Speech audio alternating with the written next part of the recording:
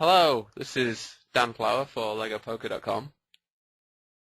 And Rob Exet, BobboFitos. Yes, today we are going over a session I played last night on Full Tilt. I've got two tables of 2-4, two tables of 1-2. I get in a decent amount of interesting spots, so hopefully Rob's going to quote-unquote leak find my play and spot areas of improvement, and we can have a decent discussion kind of hanging off the footage in the video. Also, if all of you are lucky, then we might possibly talk about our animals, because between us we have quite a few. I just got a new dog. I saw pictures actually from Oh, excellent, good. Yeah, that's I think I even liked the post, to be honest. You like the photo. Yeah, you know when you can like something. It was a really cute. I guess they were snuggling together in like a little little carrier. Yeah, that was cute. That was cute. Yeah. Just going on to table 3. I isolate this fish. You limp the button. I think that's table 4, right? Table 4, yeah. 1, 2, 3, 4. Good. Yeah, good counting. I still have it, huh? Yeah, you still got it. I'm sharp. More than I. So yeah, I isolate the fish on the button with, well, just 7-7 in the small blind. He's only got like 50 big blinds or something, and then I just c-bet this ace-4-2 rainbow board, very small. So what kind of bet is this on the flop? Pardon? What kind of bet is this on the flop? I bet $11 into $20. Well, how would you classify this bet? I guess is another way to put it. How would I classify it? It is a bluff. You know, I don't agree. I think that you're very likely to get called by worse. You know, any pair. So obviously he could have an ace, but he could have 4 or 5, an under pair, possibly a king too. I mean, he's a fish. No, and it also serves as some protection, because just by kind of checking, having it check through like a lot of his 10-jack, king-jack stuff that he's not going to necessarily auto bet when checked to. It's not like the pot's that big, but if you want to just pause real quick, it's kind of a marginally important flop spot. It's like, especially against a fish who's not really going to make your life complicated. It's like if you get raised in that board, it's pretty easy to throw your hand away. About 6 PSR, I think it's pretty easy to just bet for protection essentially. And if he calls, it's not like you have the worst hand. Your bet on the flop, it depends if you're going to be able to show it down. Against a fish, he's probably less aggressive, where I'm not as afraid to get about being bluffed off my hand. I think it's just pretty standard. Just continue betting. That said, against a more sort of advanced player, Dan, if the guy, obviously assuming a button limp, which is kind of weird, let's say he's deeper, are you still betting the flop against a good opponent? I would still bet the flop against a good opponent. It's highly hypothetical, of course, because he would have limp called. But I mean, say I 3-bet 7s or something, and the board was like ace-6-2. I think I'd bet and go ahead and start planning on representing some sort of ace. Yeah, then you start getting into then it's more of a bluff when he's not going to peel with worse in the 3-bet pot dynamic. Although that's not necessarily true on the flop. He certainly could call with worse, a lot of floats and so on. But sure, you're definitely barreling with the intention of moving him off better. But cool. All right, I think that's pretty reasonable. What are you gonna do here with the Queen-9 suited? The thing is, early on in the session, I tend to go a little crazy. So does that mean you're 3-betting? I imagine that I'm going to 3-bet. Okay, that's fine. Table 1. Are you taking the freebie here with Queen-5, or are you going to c-bet? I just go ahead and c-bet. The thing is, it's a lot harder to start representing stuff when you check back. Is what I found. So. Yeah, but against, I mean, it looks like he's a 40 VPIP. I don't know. It's the kind of thing I kind of like. I like delayed c-betting a lot on that board. Like, if we get check raised, we got to throw away essentially our over and open ender, because it's an aggressive gamble. It's a very weak one as well, where if we hit a straight, it's not likely to get paid off. I don't know. And against, I just feel like we're getting check called a lot from a 40 VPIP. And any guy that has a lot of king jacks and 10-9s, things that would just check fold the flop, we can probably just move him off air on the turn. Yeah. Yeah, I mean, it's 40 VPIP. It's only over 16 hands. I think he's kind of reggish. Okay. I guess I worry that as soon as you c-bet, then you can. It's kind of like the nuts go out of your range. If you see what I'm saying, you don't get to represent from that point on.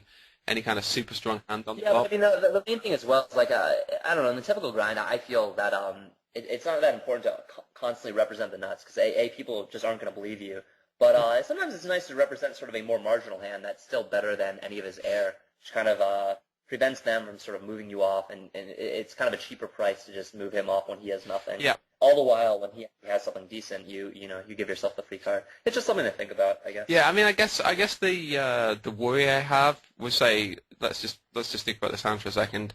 The worry I have with Queen 5, and I think the board was 6-7-4, is that you check the Yep. flop and then he just leads the turn and you're kind of stuck. Yeah, but a lot of I don't know. I mean, you have position. The pot's really small. You have an okay draw, especially with a wide PSR.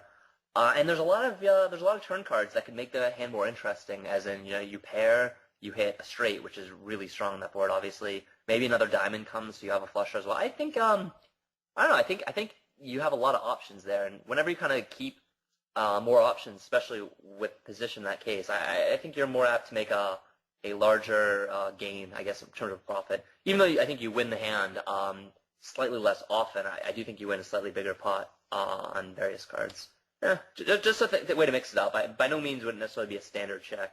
It just I don't think it's a bad check. Okay. Table 1, kind of, well, not really interesting turn spot, but slightly interesting. I mean, Well, I would just keep betting here. you just go ahead and bet again. Yeah, I think you should go back bigger than 40 though, or 48. Yeah, I think I think I do go bigger. I imagine in the moment I go like 55. We'll see what happens. It's kind of interesting because with bluffs, you're quite often giving up on like a turn pairing card.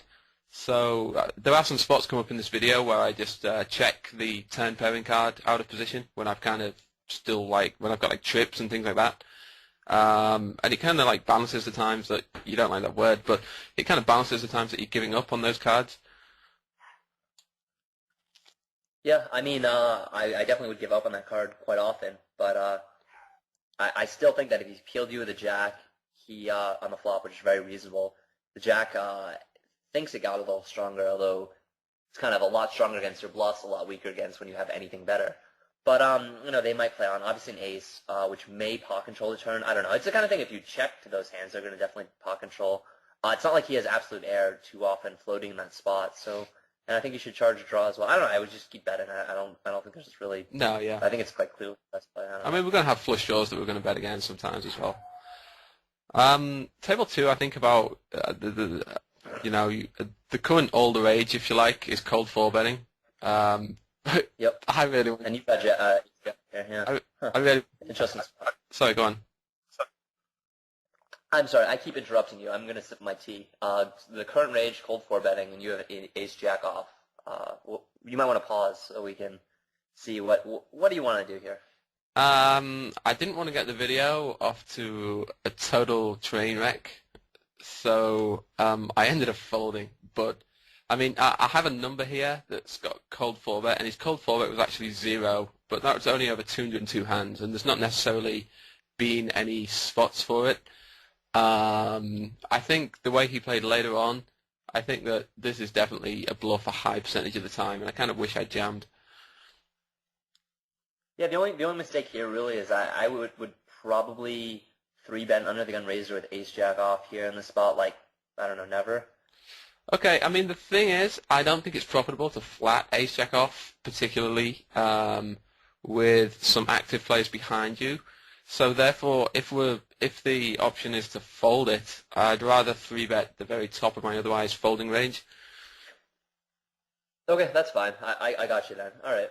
I don't think it's. I'm kind of surprised to hear you say that because they're active players behind you. When ace jack, if you flat it and they make a move, you conceivably could obviously rejam over their like cold squeeze or something. I don't know.